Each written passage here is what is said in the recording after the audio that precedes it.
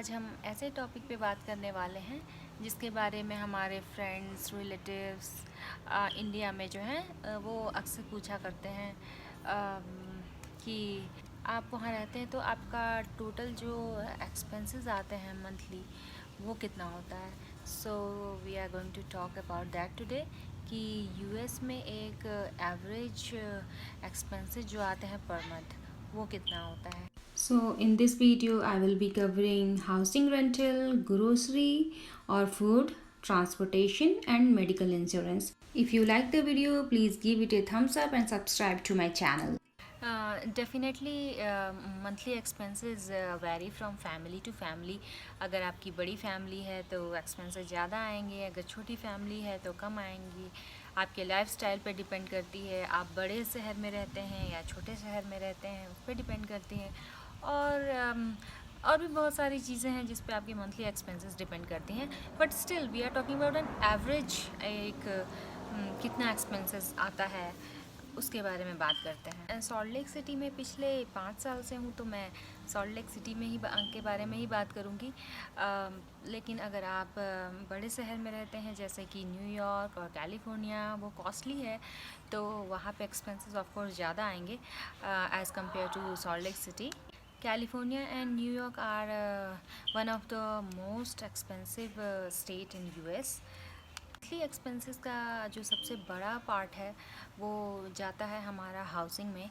Housing जो rental होता है तो हाउसिंग रेंट यहाँ पे बहुत ज़्यादा है, तो मोस्ट ऑफ द एक्सपेंसेस का ऑलमोस्ट 50% हमारा जो है इसमें चला जाता है। रेंट के बहुत सारे ऑप्शंस होते हैं, तो यहाँ सबसे ज़्यादा जो बजट फ्रेंडली ऑप्शन है वो है बेसमेंट। बेसमेंट का जो है रेंट सबसे कम होता है, लेकिन सबके अपने एडवांटेज हैं और डिसएडवांटेज हैं। अगर बेसमेंट का रेंट जैसे कम होता है लेकिन उसमें क्या है कि प्रॉपर सनलाइट नहीं आती, proper internet connection and phone connections नहीं आते, तो पर्सनली मुझे जो है बेसमेंट बहुत पसंद नहीं आता। अगर हम सॉल्ट लेक सिटी की बात करें तो यहाँ पे जो बेसमेंट का रेंट है अप्रॉक्स $600 to $700 है। इतने में आपको बेसमेंट मिल जाता है। बट जो बेस्ट ऑप्शन है न्यू कमर्स के लिए जो यहाँ आते हैं शुरू शुरू में उनके लिए है वो है अपार्टमेंट।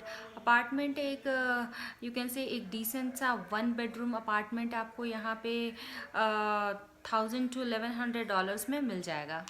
मोस्टली अपार्टमेंट्स में यहाँ पे जिम और स्विमिंग पूल की फैसिलिटीज़ होती हैं, और कुछ अपार्टमेंट्स में जो है शेयरिंग लॉन्ड्री होती है जहाँ पे आप एक आपको कार्ड देते हैं जो आपको रिचार्ज कराना होता है and use is in the laundry, तो आप उसको शेयरिंग बेसिस पे यूज़ करते हैं। You have to check every time if it is empty और नॉट। अगर खाली है तो आप अपना यूज़ कर सकते हैं।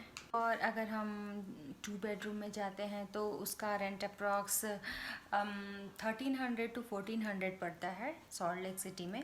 ऑफ कोर्स अगर आप न्यूयॉर्क या कैलिफोर्निया में जाते हैं तो रेंट काफ़ी हाई हो जाता है, अप्रॉक्स $2,000 पहुंच जाता है रेंट कैलिफोर्निया और न्यूयॉर्क में।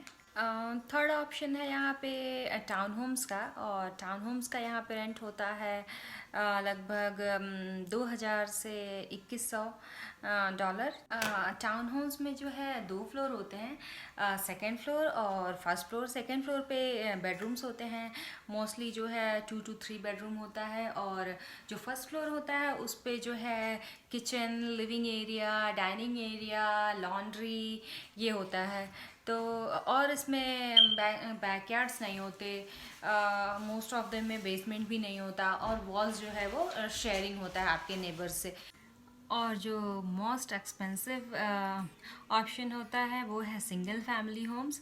और सिंगल फैमिली होम जो है एक फुल फ्लेज होम होता है। इसमें 3 फ्लोर्स होते हैं, second floor, first floor and the basement. First floor पे सेकेंड फ्लोर पे बेडरूम्स होते हैं, फर्स्ट फ्लोर पे आपका living area, kitchen, dining and basement होता है, और बैकयार्ड होता है, पोर्च होता है, मीन्स एक जैसे घर होता है पूरा, ये ऐसा होता है।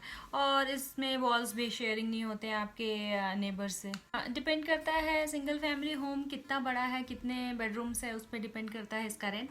तो यहाँ पे अगर हम 3 बेडरूम की बात करें, अगर 3 बेडरूम आपका सिंगल फैमिली होम है तो उसका रेंट जाता है अप्रॉक्स 2200 to 2300। जब हम यहाँ आए थे स्टार्टिंग में, मतलब यहाँ सॉल्ट लेक सिटी में जब आए थे तो हमने यहाँ पे 2 बेडरूम का अपार्टमेंट लिया था, और उस टाइम आज से 5 साल पहले 2 बेडरूम अपार्टमेंट का रेंट अप्रॉक्स $1000 था। और हर साल आपका रेंट जो है बढ़ जाता है, लाइक $50 to 100 एवरी ईयर। आप अगर उसी अपार्टमेंट में हैं फिर भी आपका रेंट बढ़ ही जाता है। जिस अपार्टमेंट में रहते थे वहाँ भी हमारा swimming pool and gym included था। अगर हम इलेक्ट्रिसिटी बिल की बात करें कितनी आती है, तो ये भी यूजर्स पे ही डिपेंड करता है। अगर आप दिन भर घर में नहीं हैं तो ऑफ कोर्स इलेक्ट्रिसिटी बिल कम आएगी, लेकिन if you talk about if you are staying at home तो इलेक्ट्रिसिटी बिल जो है 2 बेडरूम अपार्टमेंट का electricity bill approx $50 to 60 per month आता है। और गैस का जो बिल है वो अप्रॉक्स $30 आता है। गैस बिल मीन्स यहाँ पे गैस से बहुत सारी चीज़ें चलती हैं, जैसे कि हमारा हीटर हो गया, जो हमारा पूरा घर को गर्म रखता है वो जो है हमारे यहाँ गैस से ही चलता है। सिंगल फैमिली जो है उसका इलेक्ट्रिसिटी बिल अप्रॉक्स $100 आते हैं और गैस का बिल $60 to 70 आता है। और अगर हम फ़ोन प्लान की बात करें तो $45 लगते हैं फ़ोन प्लान के लिए, 2 फ़ोन के लिए। हम जैसे एडल्ट 2 फ़ोन यूज़ करते हैं तो उसका $45 बिल आता है, जिसमें इंडिया कॉलिंग फ्री है, यूएस कॉलिंग पूरा फ्री है लोकल, और एशिया के बहुत सारे कंट्रीज़ में कॉलिंग फ्री है हो जाती है उससे। So we like that option and we are going with it. और अगर हम यहाँ इंटरनेट की बात करें तो यहाँ पे इंटरनेट जो है, यहाँ पे 3-4 कंपनीज़, काफ़ी बड़ी कंपनीज़ हैं इंटरनेट के लिए, जैसे हो गया सेंचुरी लिंक, वेरिजॉन हो गया, कॉमकास्ट है, एक्सफिनिटी है। तो ऐसे 3-4 बड़ी कंपनीज़ हैं जिसकी हम इंटरनेट कनेक्शन लेते हैं, और उसका बिल अप्रॉक्स पर मंथ $45 आते हैं। लेकिन यहाँ की जो इंटरनेट स्पीड है वो काफ़ी हाई होती है एज़ कम्पेयर टू इंडिया का। यू कैन से जियो का जो स्पीड आता है उससे भी कहीं कहीं ज़्यादा होता है। तो यहाँ पे अपलोडिंग एंड डाउनलोडिंग स्पीड काफ़ी अच्छी होती है। यहाँ पे टीवी कनेक्शन है वो काफ़ी एक्सपेंसिव होता है, तो वैसे हमने तो कभी टीवी कनेक्शन लिया नहीं, क्योंकि हमें तो फर्स्ट ऑफ ऑल टीवी इतना देखने का टाइम नहीं मिलता, और सेकंड की यहाँ पे जो इंटरनेट है वो स्पीड इतनी अच्छी है कि हमें जो भी मूवीज़ या जो भी इंडिया के ड्रामा या सीरियल्स देखने होते हैं हम ऑनलाइन अपना यूट्यूब पे या जहाँ कोई साइट्स हैं उससे हम देख लेते हैं। तो हमने टीवी कनेक्शंस नहीं ले रखा, और मोस्ट ऑफ द टाइम हम नेटफ्लिक्स एंड अमेजन पे ही मूवीज़ या कुछ भी देखते रहते हैं, तो इतना कुछ नीड नहीं लगता, तो हमने कभी लिया नहीं। नेक्स्ट एक्सपेंस जो आता है बड़ा वो है ग्रोसरी का, और ऑफ कोर्स ग्रोसरी भी डिपेंड करता है आपकी फैमिली पे। तो आपकी फैमिली अगर बड़ी है तो एक्सपेंसेस ज़्यादा आएंगे, लेकिन I am talking in terms of my family. तो मेरी फैमिली में 4 लोग हैं, 2 एडल्ट एंड 2 किड्स। तो मैं उस हिसाब से बात करूँगी कि मेरी ग्रोसरी में कितना एक्सपेंसेस लगते हैं।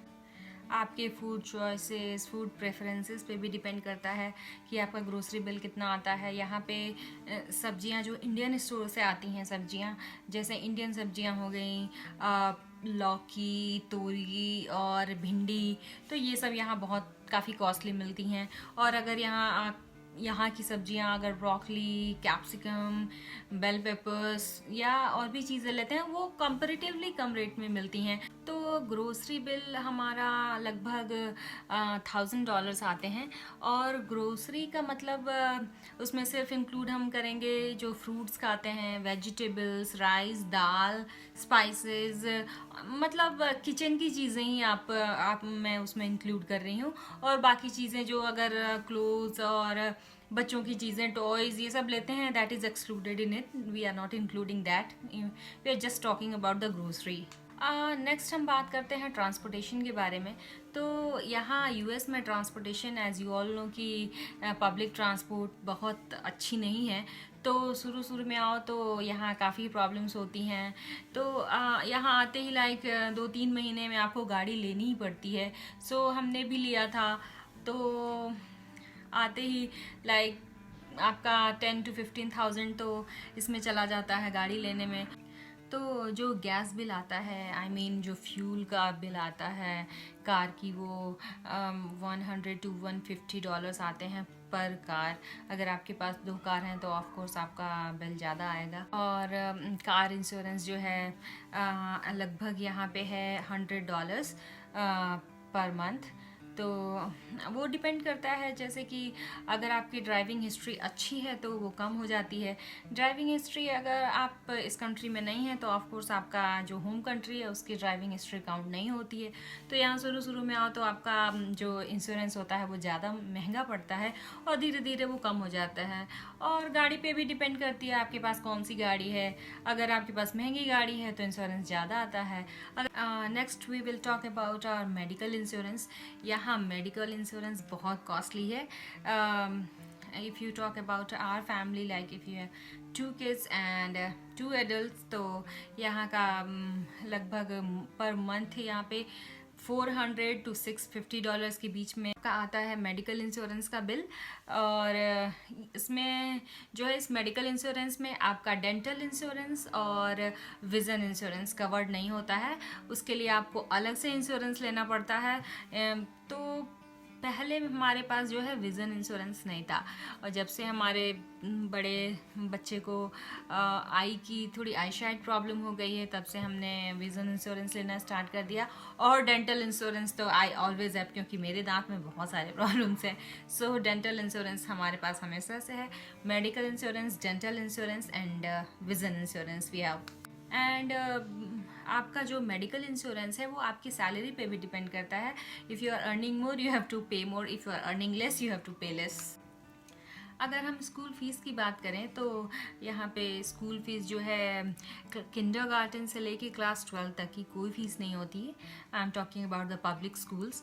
तो और लेकिन पब्लिक स्कूल में भी अगर प्री के में आपका बच्चा जाता है तो वहाँ की फ़ीस लगती है। वो डिपेंड करता है सिटी पे, स्कूल पे। बट यहाँ पे जो है, मैं सॉल्ट लेक की बात करूँ तो यहाँ की फ़ीस प्री के की ऑलमोस्ट $100 to $200 है पब्लिक स्कूल्स में। यहाँ पे जो प्राइवेट स्कूल्स हैं वो बहुत कॉस्टली हैं। $1,000 to $1,100 पर child per month is fees for the private schools यहाँ पे। बट 90 to 95% बच्चे जो है पब्लिक स्कूल्स में ही जाते हैं। और यहाँ पे स्कूल की जो बुक होती हैं उसकी भी कोई फ़ीस नहीं लगती है। स्कूल बुक्स फ्री होती हैं। स्टेशनरी भी ज़्यादातर स्कूल से ही मिलता है, वो प्रोवाइड करते हैं। But if you want you can like donate some stationery, copies और pencils, pen, eraser for your kids classroom. और यहाँ जो लाइब्रेरी होती है, पब्लिक लाइब्रेरी, वो भी बिल्कुल फ्री होती है। आप जो है 20 to 22 बुक्स कभी भी इशू करा सकते हैं and you can bring them home, और you can have them for 15 days and then you have to return it. And अगर आप नहीं रिटर्न करेंगे ऑफ कोर्स आपको फ़ाइन पड़ेगा। बट आप अगर री इशू करा लेते हैं तो you can keep it for another 15 days। तो सैलरी का मोस्ट पार्ट जो है वो होम रेंट पे ही जाता है यहाँ पे। तो मैं अगर अपनी बात करूँ तो अगर अभी तो मैंने ऑफ कोर्स घर ले लिया है, that is a different story, वो मैं बाद में बताऊंगी। बट अभी जब तक मैं अपार्टमेंट में रह रही थी लास्ट लाइक नवंबर में, तो वहाँ का रेंट लगभग हो गया था $1,300 to $1,400 पर मंथ पड़ रहा था 2 bedroom अपार्टमेंट का।